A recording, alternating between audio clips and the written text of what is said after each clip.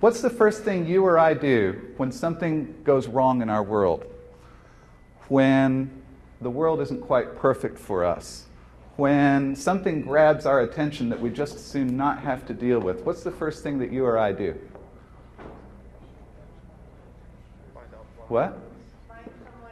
Find someone to blame. Yes, give her a hand. I call it lay blame. It's a French verb. Everybody say that with me. Lay blame. Lay blame. Come on, say that with me. Lay blame. Lay blame. Lay blame. Our research shows consistently that the moment something goes wrong in our world, big or small, the first thing our minds do to us is feeds us this question of who did this to me? Whose fault is this?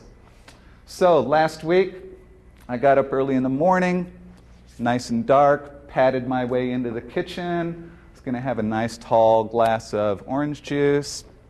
Opened the door of the refrigerator, reached in and grabbed that 2-quart container that usually contains the mixed up orange juice, pulled it out, felt relatively light, and I looked in it, not a drop of orange juice in it, just some dried kind of yellowy orange stuff down in the bottom.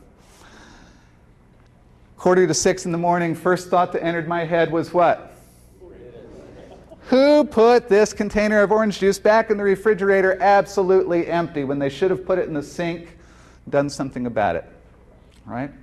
It's the first thing my mind does. Now, is finding an empty container of orange juice in your refrigerator a relatively large problem or a relatively small problem on the scale of size of problems?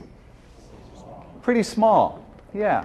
Interestingly enough, when I logged on to charlesschwab.com, put in my account number and my password, and went and it said, "You have no account with us."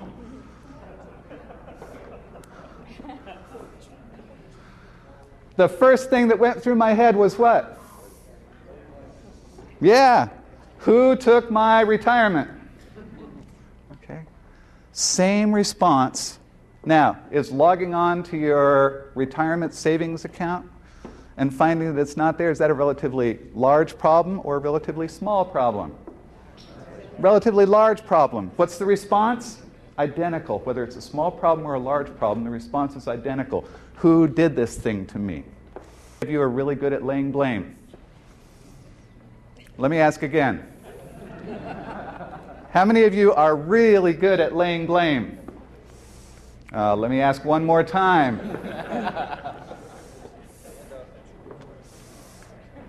How many of us lay blame? All of us. Every one of us. It's the first place we go in our minds when something goes wrong.